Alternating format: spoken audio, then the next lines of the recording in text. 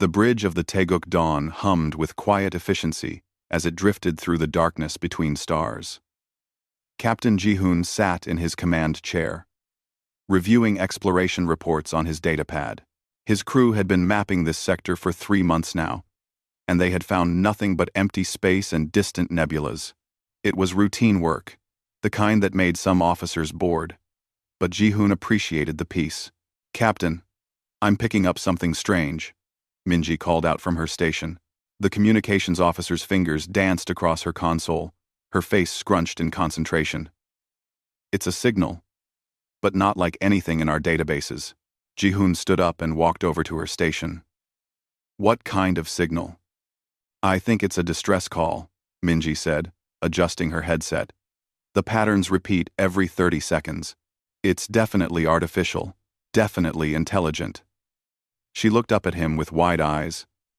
"Sir? I think we just found aliens." The bridge went silent.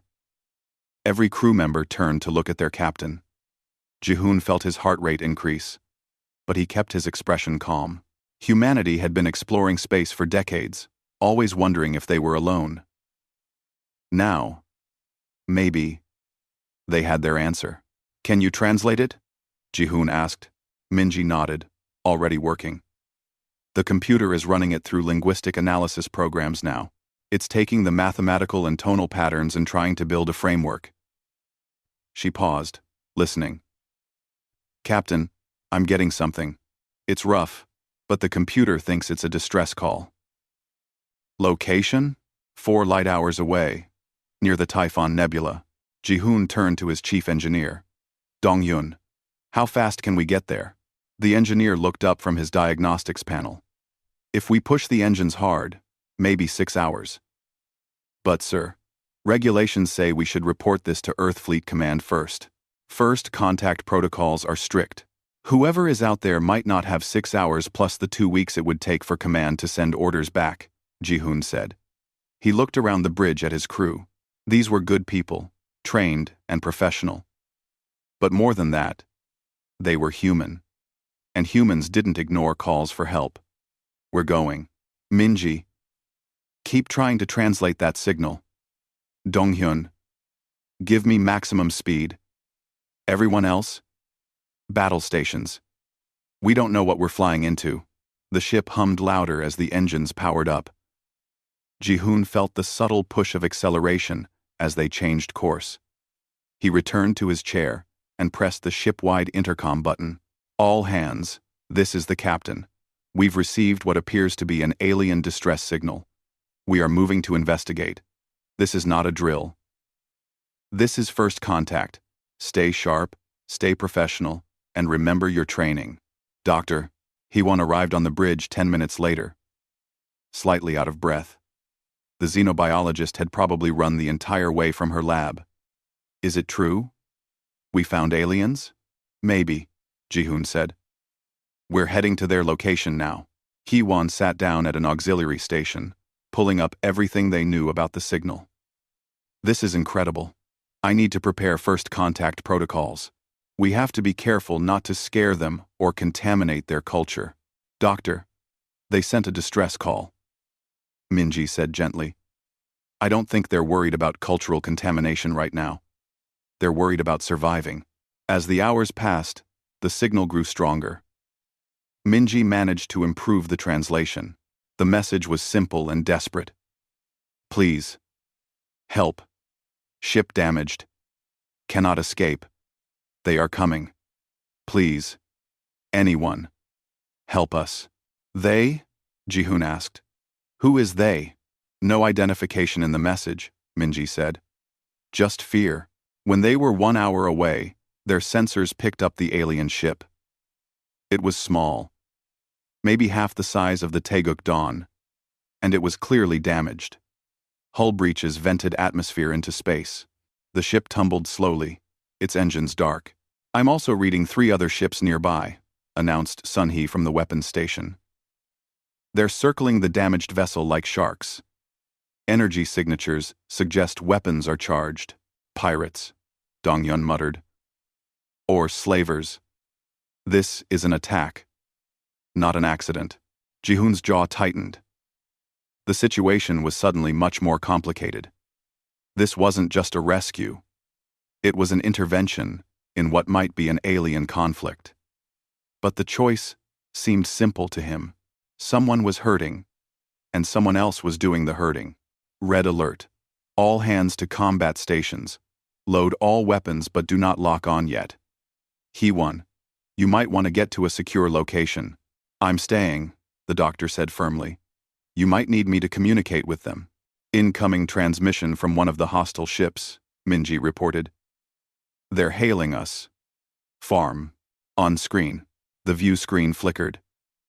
And for the first time in human history, people looked at an intelligent alien species. The creature was insectoid, with a hard carapace and multiple eyes. Its mandibles clicked as it spoke, and the computer provided a rough translation. Unknown vessel. You enter claimed hunting ground. Leave now, or be destroyed with prey. Ji-hoon stood up slowly. He thought about Earth, about the billions of humans who would be affected by what he said next.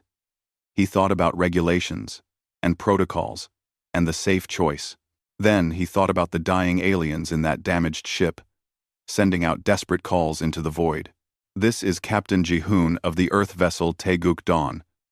We're responding to a distress call.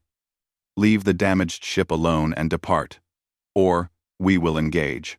The alien on the screen seemed shocked. Then it started laughing, a horrible chittering sound. Foolish unknown. We are Kareth. We take what we want. You are small and alone. Die with them. The transmission cut off. Ji-hoon sat back down and gripped his armrests. He said quietly, I guess we're committed now. All ships, this is Taeguk Dawn. We have hostiles inbound. Protect the damaged vessel at all costs.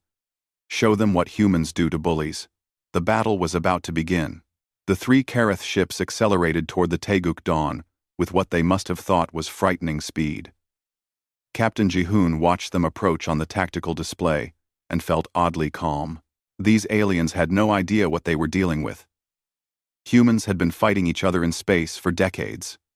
They knew war. Evasive pattern Delta 7, Ji-hoon ordered. Sun-hee. Target their weapons systems. I want them disabled, not destroyed. We're not murderers. Yes, sir, Sun-hee replied, her fingers moving across the weapons console with practiced ease. The Taeguk Dawn rolled hard to port, pulling nearly 7 gravities. The crew felt the pressure through their inertial dampeners, a sensation like being pressed into their seats. The Kareth ships tried to follow, but couldn't match the maneuver. Their shots went wide, missing by hundreds of meters. Their turn rate is terrible, observed Lieutenant Kira from the pilot station. Sir, I could fly circles around them. Then do it, Ji-hoon said. Confuse them. Make them think we're more ships than we are. Kira grinned and pushed the controls forward.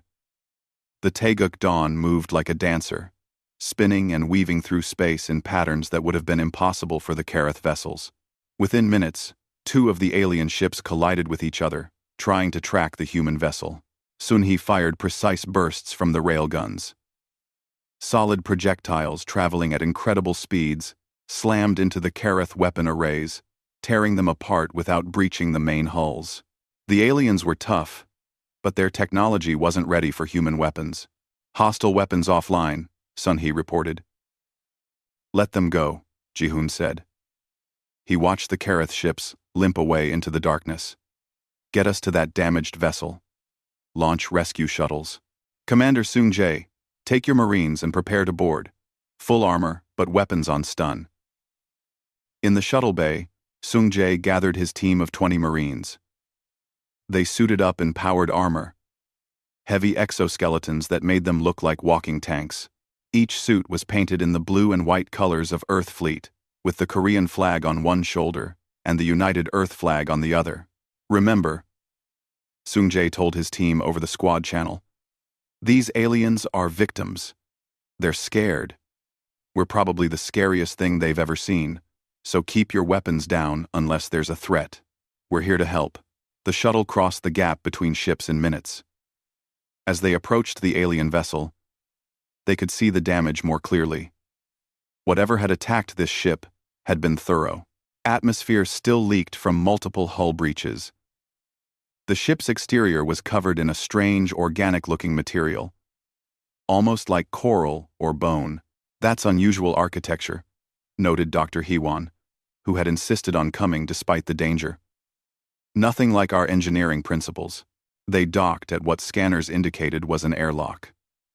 Sungjae's team went through first, weapons ready. The airlock cycled, and they stepped into an alien world. The corridors were too low. The humans had to duck their heads. The walls were the same organic material as the exterior, glowing faintly with bioluminescent patches. The gravity was wrong, too. Maybe half what it should be. The Marines moved carefully in the weak gravity, their armored boots clicking against the floor. "Hello?" Hewan called out, her voice amplified by her suit speakers. "We're here to help. We received your distress call." Silence. Then, movement in the shadows ahead. Something skittered across the ceiling, and the Marines' guns came up instantly. "Hold fire," Sungjae ordered. A creature emerged into the light. It was insectoid, like the Kareth, but different. Smaller, more delicate. Its carapace was a soft blue color, almost translucent. It had 6 limbs and large, dark eyes that seemed to take up half its face. When it saw the Marines, it froze completely, trembling.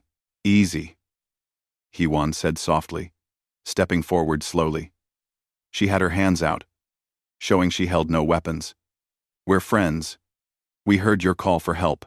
The alien made a sound, a series of clicks and chirps. The computer in Hewan's suit analyzed the sounds and provided a translation through her earpiece. "Please, don't hurt us. Please. We surrendered already. Take what you want. Please." Hewan's heart broke. "No. No. We're not here to hurt you. We drove away the ones who were attacking you. We're here to rescue you." The alien's trembling increased. "Rescue? You attacked the Kareth? For us? But why? You don't know us." "Because you needed help," Hewan said simply. More aliens appeared, creeping out from hiding places throughout the damaged ship. There were maybe 30 of them, all looking terrified. One stepped forward, larger than the others, with more elaborate markings on its carapace. "I am Velthari," the alien said through the translation. "Captain of this vessel. Your species is very large, and your ship moved so fast. What manner of beings are you?" "We're humans," Hewan said. "From a planet called Earth. We picked up your distress signal." We? Velthari's eyes seemed to widen even more. "You came from another world? Just because we called for help? This is unprecedented. Most species would not risk themselves for strangers." Sungjae stepped forward, and several aliens scurried backward in fear at his armored bulk. He carefully removed his helmet, showing his face. "We have a saying on Earth. We're all in this together. The universe is big and dangerous. We should help each other when we can." Velthari moved closer, studying Sungjae's face with apparent fascination. "Your gravity must be very strong. Your bone structure, the muscle density our scanners read. You come from what we call a death world." "A what?" Sungjae asked. "A world with conditions so harsh that most species would die there quickly. High gravity, dangerous predators, extreme weather. Worlds that forge strong but dangerous species." Velthari's tone was a mix of awe and fear. "We come from a gentle world. Low gravity, few predators, stable climate. We are weak compared to you." Dr. Hewan absorbed this information with growing understanding. Humans had always wondered why they seemed so alone in the universe. Maybe the answer was simple. Life was common, but Earth was uncommonly harsh. Humans were the products of a crucible that most alien species never experienced. "We need to evacuate you to our ship," Soong-jae said. "Your vessel is dying. Will you?" Velthari hesitated. "Will you hurt us? Take us as prisoners?" "No," Soong-jae said firmly. "We'll treat your wounded, repair your ship if we can, and help you get wherever you were going. That's what we do." Velthari made a sound that the computer couldn't translate, but Hee-won thought it might have been a sob of relief. "We were fleeing the Kareth Syndicate. They destroy weak species for resources and sport. We are refugees with nowhere to go. If you truly help us, you will make enemies of the Kareth. They are powerful and cruel." Soong-jae put his helmet back on and smiled, even though Velthari couldn't see it. "Let them come. We'll teach them the same lesson we taught their friends today. Nobody hurts innocent people while humans are watching." As the Marines began carefully evacuating the aliens to the shuttle, Velthari stayed close to Hee-won. "Dr. Hee-won, town," the alien captain said quietly. "The galaxy is not ready for Deathworlders like you. You will change everything." Hee-won looked at the damaged ship, at the frightened aliens being carried to safety by gentle human hands, and wondered if that change would be good or bad. Time would tell. The medical bay of the Taeguk Dawn had never been so busy. Dr. Hee-won and her team worked carefully with the alien refugees, scanning them and treating their injuries. The aliens were fragile in ways that shocked the human medical staff. Bones that would bend under pressure that humans barely noticed. Organs that could be damaged by sounds too loud or lights too bright. These beings had evolved in a gentler universe than Earth. Velthari recovered quickly, though the alien captain refused to rest while his crew was being treated. He followed Hee-won everywhere, watching with amazement as humans worked. "Your medicine is so aggressive," Velthari observed as a human medic set the broken limb of one of his crew. "The speeds at which you work, the tools you use. On our world, healing is slow and gentle. We don't have time for slow on Earth," Hee-won explained. "Our world taught us to be fast, to be efficient. People die if you're too slow." "So many things can kill you on your world?" Velthari asked. "Hundreds of things," Hee-won said. "Diseases, predators, weather, other humans sometimes. Earth is beautiful but dangerous. It made us tough." Captain Ji-hoon called a meeting in the conference room once the immediate crisis was over. He wanted answers. Velthari brought his second officer, Tasman, who seemed slightly less afraid of humans than the others. Youngmi, the ship's diplomatic officer, sat across from the aliens with a gentle smile. "We have so many questions. You're the first alien species we've ever met. Can you tell us about the galaxy? About other species?" Tasman looked at Velthari, who nodded permission. The smaller alien began speaking, and the computer translated. "The galactic community consists of over 200 known spacefaring species. Most live in peace under the guidance of the Galactic Assembly. We trade, share knowledge, and cooperate." "That sounds nice," Youngmi said. "Why were you running from the Kareth?" "The Kareth Syndicate does not follow assembly laws," Tasman explained. "They are raiders from a world slightly harsher than most. They see themselves as strong, and others as prey. But even they are not from a true death world. No spacefaring species is, except now you." Dae-hyun, the intelligence analyst, leaned forward. "Explain death worlds to us. What makes Earth different?" Tasman pulled up a holographic display showing various planets.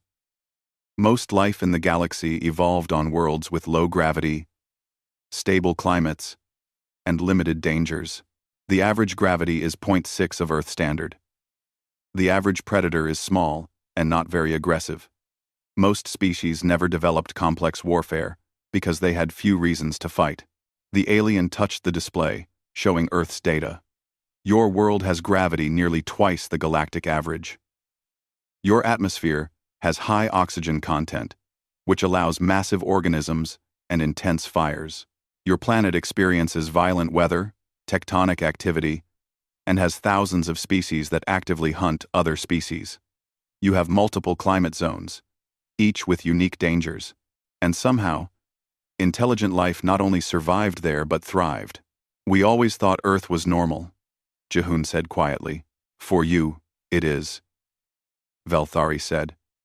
You do not know anything else. But to us, your world is a nightmare. The gravity alone would cripple most species within hours. The diseases in your biosphere would kill us in days. The predators would hunt us easily. And the weather. We watched recordings of something you call a hurricane. It was the most terrifying thing I have ever seen, and you told us it was just normal weather. Youngmi processed this information. So when you see us, you see survivors of a nightmare world. We see weapons, Tasman said bluntly. Beings engineered by nature to be strong, fast, aggressive, and nearly impossible to kill by our standards. Your reflexes are 4 times faster than ours. Your strength in your gravity is normal. But in our gravity, one of you could tear through metal with your hands. You heal from injuries that would be fatal to us. You can eat things that would poison most species. You are living Deathworld machines.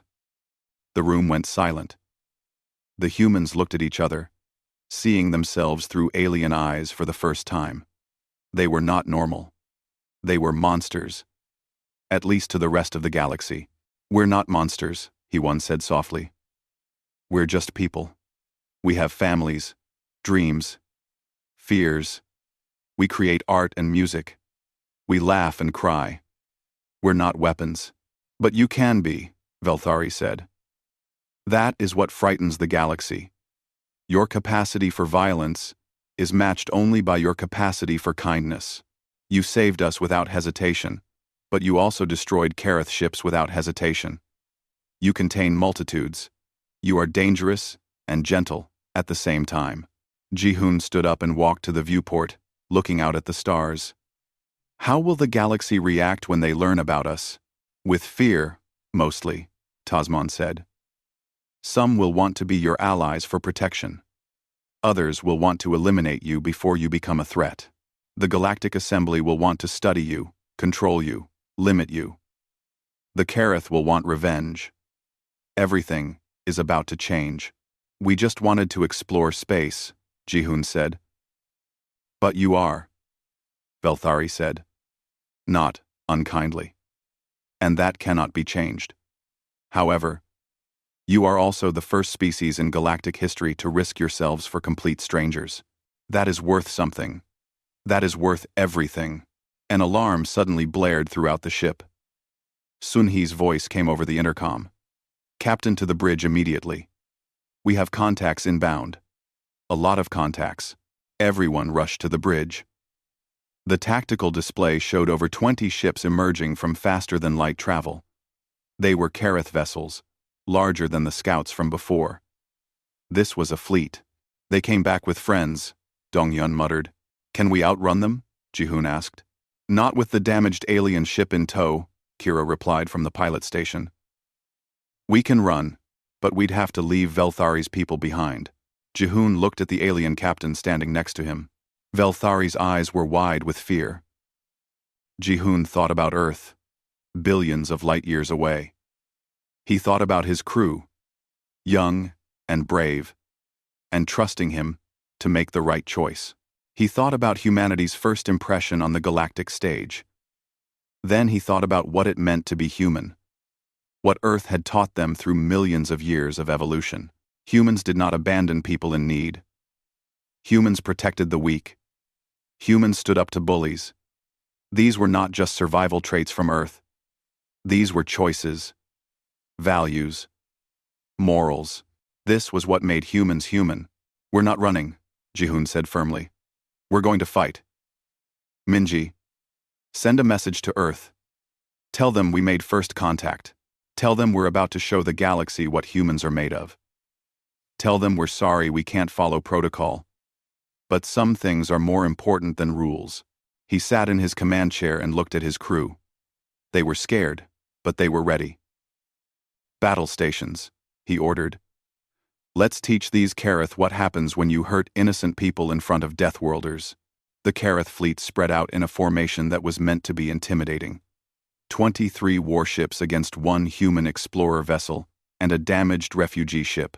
War Master Kreltoth commanded the fleet from his flagship, a massive vessel bristling with weapons. He had been furious when the scouts reported that an unknown species had driven them away from easy prey. Now he would teach these newcomers respect. His tactical display showed the human ship, small and alone. Pathetic. This would be over quickly. Kreltoth opened a communication channel. The translation software showed him a human for the first time. Small eyes, flat face, no proper armor or weapons visible. Weak creatures. Unknown vessel. This is War Master Kreltoth of the Kareth Syndicate. You have interfered with our hunt and damaged our ships. Surrender immediately, and we will make your deaths quick. Resist, and you will suffer. The human captain, Ji-hoon, according to the translation software, smiled slightly. It was not a happy expression. War Master, this is your only warning. Leave this system immediately or face the consequences. We will defend these refugees with everything we have. Kreltoth laughed. One ship against 23? You are either brave or stupid. I suspect stupid. He cut the transmission and turned to his weapons officer. Destroy them. Show the galaxy what happens to those who defy the Kareth. The fleet opened fire. Hundreds of energy weapons and missiles launched toward the Taeguk Dawn. It was enough firepower to destroy a dozen ships. Kreltoth watched, already thinking about the plunder he would take from the wreckage. Then the human ship moved. It rolled, twisted, and accelerated in a pattern that should have been impossible. The turn rate was insane. The G-forces should have killed everyone aboard. The missiles passed through empty space where the ship had been microseconds before. Energy beams scattered into the void, hitting nothing. What are they doing? Kreltoth's tactical officer stammered. That's a 10G turn. Nothing living can survive 10 G-forces. G-forces. Trell. G-forces. Deathworlders, whispered someone on the bridge. On the Taeguk Dawn, Lieutenant Kira's hands moved across the controls with practiced precision. The ship responded to her commands like an extension of her body. She had trained for this her entire life, flying fighters in Earth's military before joining the exploration fleet. She knew how to dance with death. Pulling 12 Gs, she reported calmly. Dampeners at maximum. Everyone hold on. The crew felt the pressure but endured it. Humans were built for high gravity. What would kill most aliens was merely uncomfortable for them. This was Earth's gift to its children, forged over millions of years of evolution. Weapons range in 3 seconds, Sun He announced. Her targeting systems locked onto the Kareth ships with cold efficiency. Captain, permission to fire? Granted, Ji-hoon said. Disable their engines first. I want them helpless. Not dead. That's almost cruel, sir, Sun He said with a slight smile, then pressed the firing controls. The Taeguk Dawn's railguns spoke with thunder. Solid projectiles, accelerated to incredible speeds, slammed into the Kareth ships. Human weapons were simple and brutal. No fancy energy shields, no complex plasma systems, just metal moving very, very fast. And it worked. 3 Kareth ships lost their engines in the first salvo. They went dark, drifting helplessly. The fleet scattered in confusion, trying to track a target that moved like nothing they had ever seen. Launch fighters, Ji-hoon ordered. The bay doors opened, and 6 human fighters screamed into the void. They were small, agile, and piloted by people who thought flying at dangerous speeds was fun. Lieutenant Ji-won led the squadron, her fighter spinning through space in patterns that would have seemed like random chaos to the Kareth. But there was method to the madness. Eagle Squadron, split formation Delta, Ji-won commanded. Show them what Earth pilots can do. The fighters separated, each one moving independently but in perfect coordination. They wove between the Kareth ships, dodging fire that was always a second too slow. Human reflexes were faster. Human tactics were more aggressive. Human pilots were willing to take risks that no sane alien would attempt. Jiwan's fighter screamed past a Kareth cruiser's bridge, close enough that she could see the shocked faces inside. She fired a burst from her guns, taking out their communication array. That's one blind bird. Who's next? The Kareth fleet was panicking now. Their organized formation collapsed into chaos. Ships collided with each other, trying to avoid the human fighters. Their weapons fired wildly, hitting their own vessels as often as the enemy. Kreltoth stared at his tactical display in disbelief. In 10 minutes, his fleet had lost 7 ships to engine damage, 3 to friendly fire, and countless systems to the human fighters. Meanwhile, the human ships had barely been scratched. "How is this possible?" he whispered. His science officer pulled up data on the human vessel. "War Master, I've analyzed their movements. They're pulling G-forces between 8 and 14. Their turn rates suggest inertial dampening technology far beyond ours, or what? Or their biology can simply endure forces that would liquefy our internal organs. War Master, I think they really are from a death world. The rumors we heard about such worlds, the old stories, they might be true." Kreltoth felt fear for the first time in his life. He was a warrior, bred and trained for combat. But this was not combat. This was being hunted by predators from a nightmare world. On the Taeguk Dawn, Donghyun had been busy. The chief engineer had rigged several improvised weapons using mining equipment and spare parts. Now he deployed them with grim satisfaction. "Captain, I've got a surprise for them. Remember those atmospheric mining drones we use for collecting gas samples? Yes? I filled them with reflective chaff and sensor jammers, then set them on autopilot toward the enemy fleet. Their sensors are going crazy right now.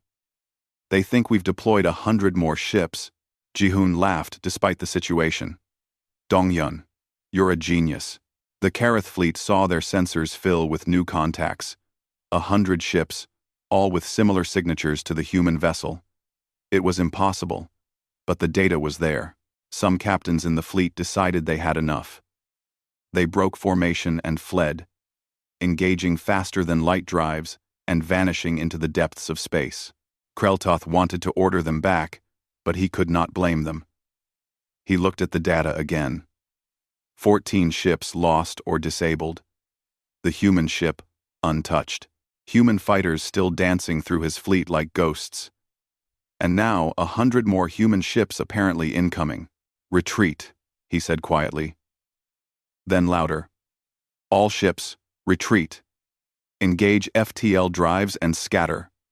This is not a battle we can win." The Kareth fleet fled. Ships vanished one by one, jumping to faster than light speed in random directions. Within minutes, the Taeguk Dawn and Velthari's damaged vessel were alone in the void, surrounded by disabled Karath ships and floating debris. The bridge crew sat in stunned silence. Then someone started clapping. Then another. Soon the entire bridge erupted in cheers. They had won. One human ship against a fleet. And they had won.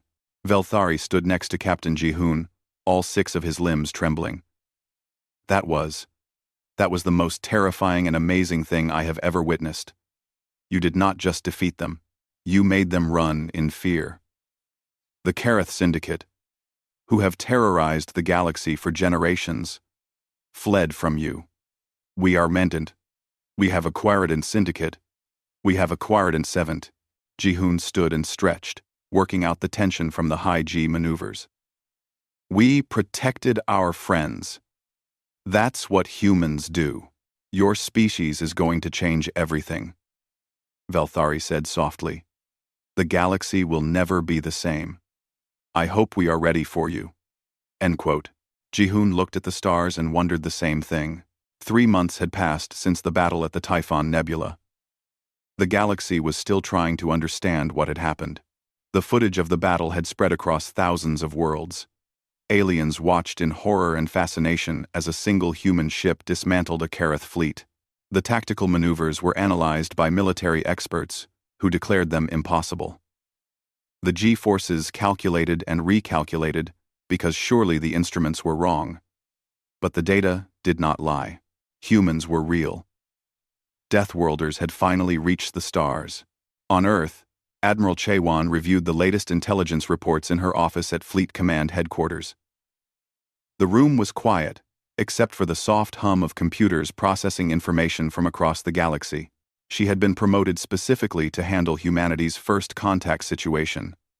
And it was far more complicated than anyone had imagined. "Admiral, Ambassador Minho is here to see you," her assistant announced. Minho entered, looking tired. He had been on diplomatic missions non-stop since humanity's existence became known to the galaxy.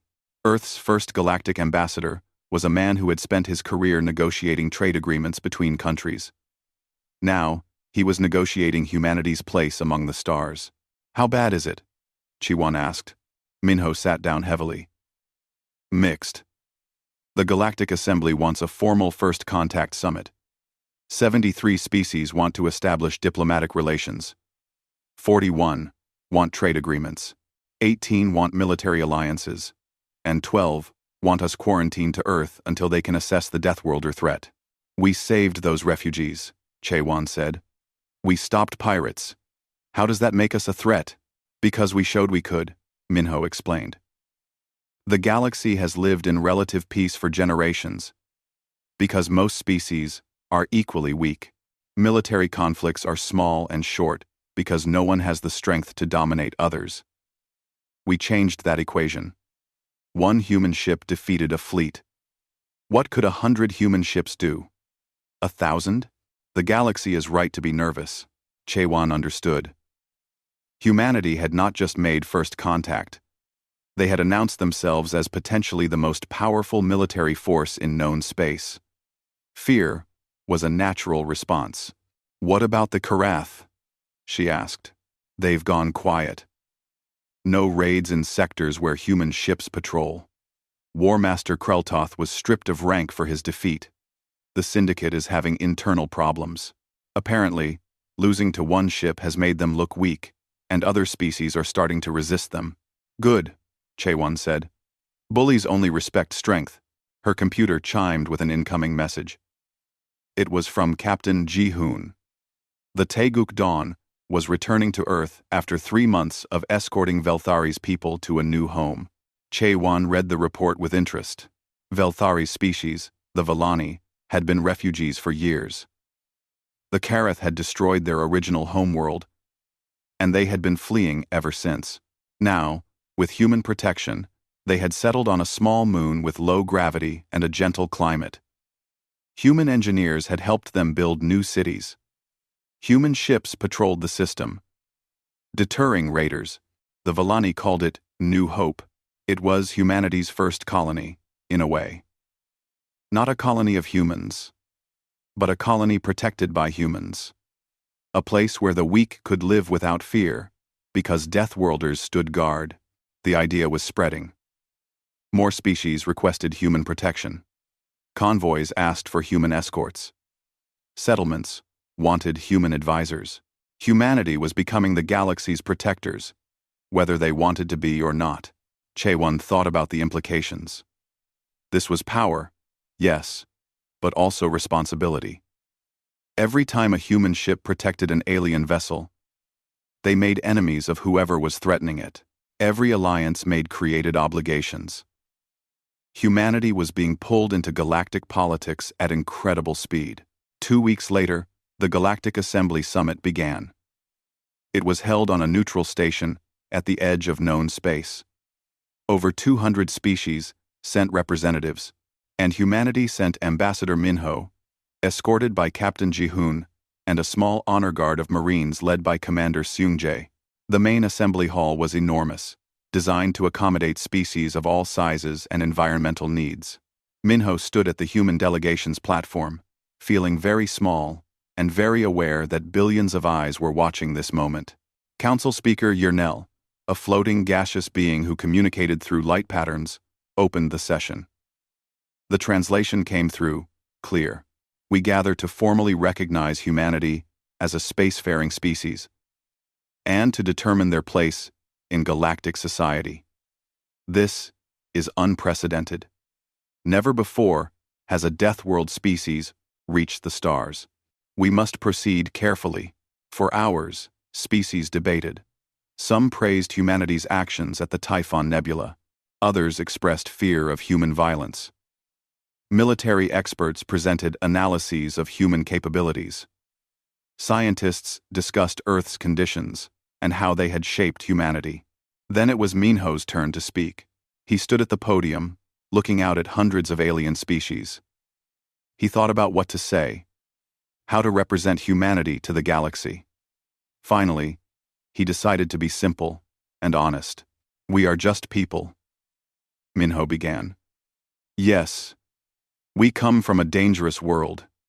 Yes, we are strong and we can fight. But that is not all we are. We create art that moves the soul. We write music that speaks to the heart. We build monuments to beauty, not just function. We dream of peace, even as we prepare for war. We are capable of great violence, but we choose compassion.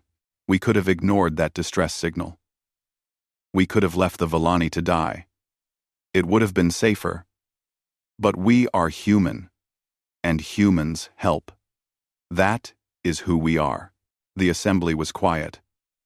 Then Velthari stood, his 6 limbs trembling with emotion. I speak for the Villani people. Humans saved us when we had no hope. They fought for us when they had no reason to. They protected us when it put them at risk. Yes, they are from a death world. Yes, they are strong, but they are also kind. They are also gentle with those who need gentleness. We trust them. We are not afraid of them. We are grateful for them. Most together. Most together. Other voices joined. Species that had been raided by the Karath. Merchants whose convoys had been protected by human escorts. Scientists who had exchanged knowledge with human researchers. One by one, they spoke in humanity's favor. But there were opposing voices too.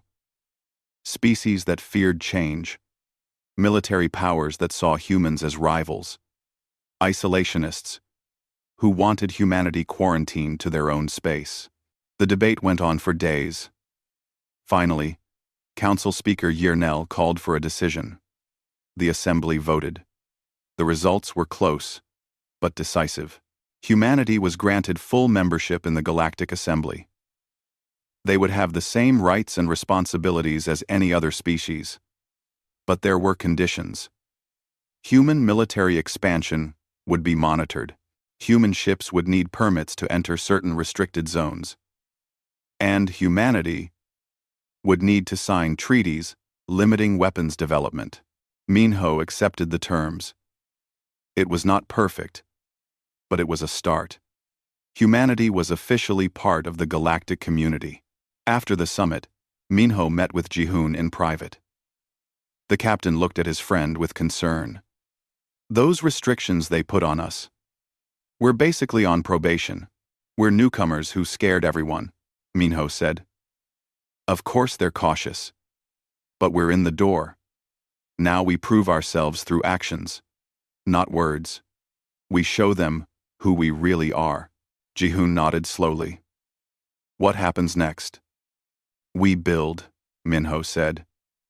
We explore. We make friends. We protect the weak. We do what humans do best. And eventually the galaxy will see us as partners, not threats. 6 months later, Captain Jihoon received new orders. The Taeguk Dawn was to lead a joint exploration mission into unknown space. The crew would include humans and aliens working together. It was the first of many such missions. As Jihoon prepared his ship for departure, Velthari visited him one final time. The Villani captain had become a good friend over the months. Thank you again, Velthari said. For everything. My people live in peace because of you. We just did what was right, Jihoon replied. That is exactly why the galaxy needs you, Velthari said. You do what is right. Even when it is hard. Even when it is dangerous. That is rare. That is precious. The galaxy is better because humans are in it. Jihoon looked out at the stars, thinking about everything that had changed. Humanity had reached for the stars, hoping to find friends. Instead, they found people who needed protection, and in protecting them, humans had found their purpose among the stars. The Taeguk Dawn launched, heading into the unknown. Behind it, across hundreds of worlds, aliens watched and wondered about the Deathworlders who had changed everything. Some with fear, some with hope, but all with respect. Humanity had arrived. The galaxy would never be the same, and somewhere in the darkness between stars, the real adventures were just beginning.